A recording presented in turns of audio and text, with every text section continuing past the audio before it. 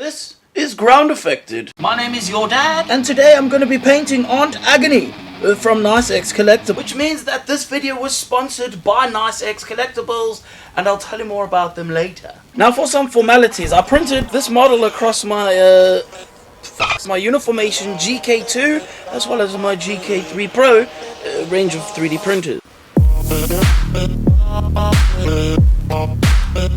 After printing, I cleaned them in my Formlabs washing station, which is a very fantastic machine, and then I took them to be cured. Now for this particular size model, curing happened to take place inside of my Uniformation curing machine that I can fit multiple things in at the same time, which is extremely helpful to facilitate in the curing of the resin 3D print.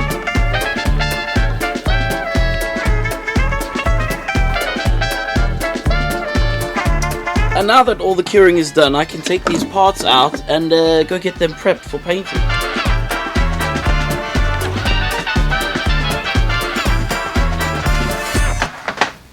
But if we're being extremely honest with ourselves here, my workstation is a massive mess, so I'm going to sort that out first.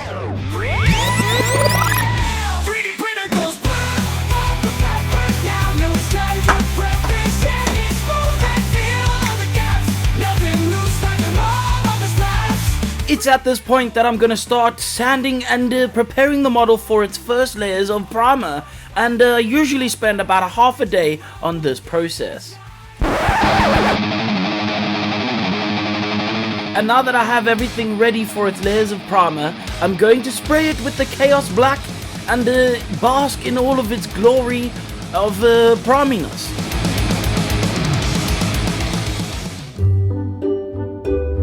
Now let's do an easy zenithal highlight. Okay, so I remembered this time I am supposed to show you when I have a problem, and as you can clearly see there, I have forgotten to sand off those support marks. That is not a good thing, and I need to fix that. So I'm going to show you how right now. First off, I'm going to take one of these little sanding device things on the end of a rotary device of some kind, and I'm going to carefully try to sand it off.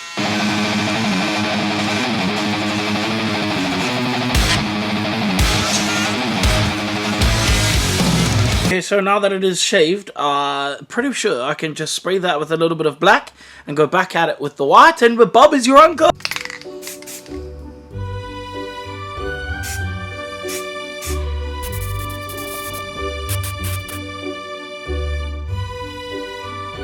Now I can put the main color down, which I'm going to be doing as a magenta from Vallejo model color variety of paints.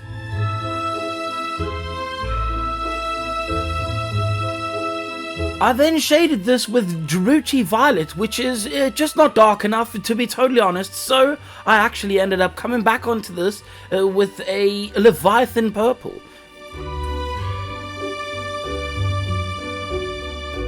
And this particular contrast paint goes dark enough to get it almost near black, so that I can really push the contrast on this part of the model. Now I can start working on the torso, and I'm going to spray that with pink pretty much everywhere. I'm then going to take some magenta fluorescent color and spray that back over the original parts of the body that I originally sprayed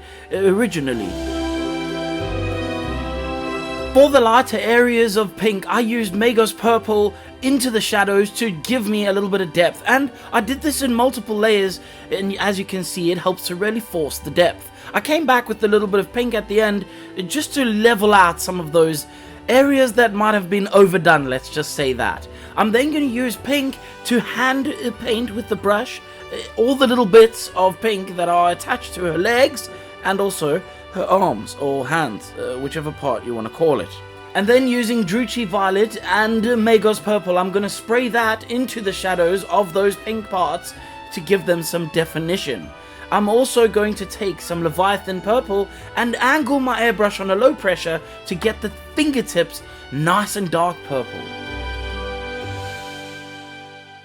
The model in this video and this video itself was sponsored by Nice X Collectibles. This is a veteran-owned Patreon, and I don't want to bore you with too many details, but they make amazing models, and every single month, if you stay subscribed to them, you start to gain more models as time goes on, because you get access to the new model. It's pretty crazy, I'm not gonna lie. They do some amazing models. Just go check them out. Don't even take my word for it. Go look for yourself. Let's get back into painting. Now I can respray the base that I used as a stand for painting the light in the correct direction in the beginning, and I'm going to just respray it back with black, which is the Chaos Black again. I'm then going to take Continental Blue, and I'm going to use a dry brush, a rather large one, which I have obviously stolen from my wife's makeup brush set, and I'm going to literally slap the living daylights out of this model.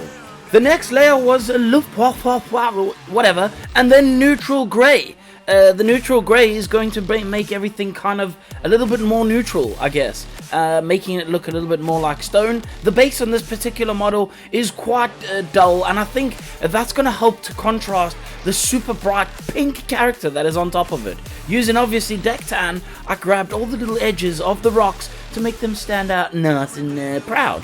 Then taking a dark silver, I can now paint some of the metal pieces, particularly some wires and this weird metal thing, whatever it is. I can paint it with that dark silver.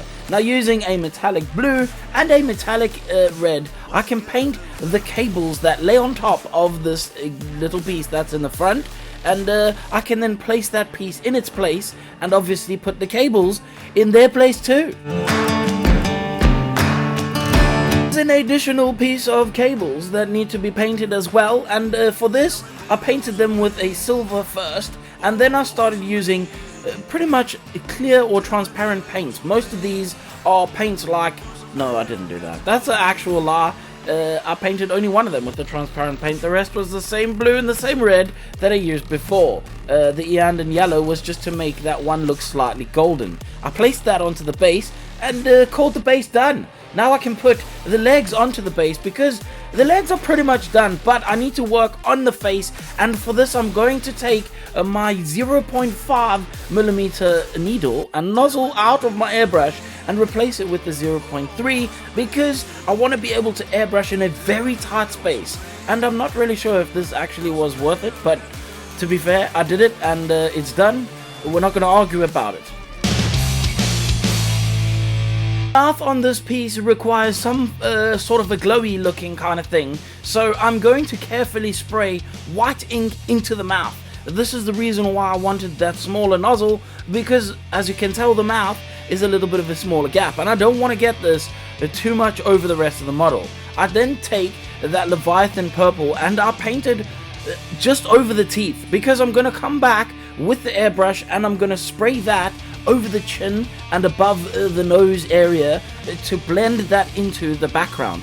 This is so that the mouth is really dark on the outside but really bright on the inside. I'm going to use a magenta fluorescent pink color and spray that onto the inside to help create that glowy effect, whatever it is. I also came back a little bit with some white at the end and just centered that around the center of the mouth. I then used some deck tan to paint over the eyes, and what I didn't show was that I picked up a little bit of white ink after this and layered the eyes with some white as well. Then taking Griff Charger Grey, I can spray that into the eyes to give them some shadow and call the model done.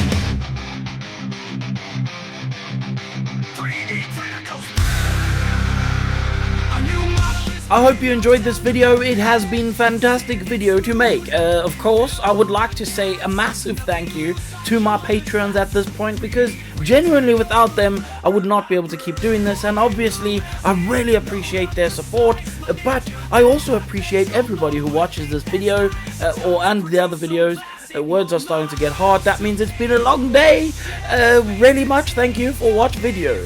Much click like and subscribe, because if you don't subscribe, I will not look cool amongst my peers on the internet, and I need to look cool. Thank you for your subscribe.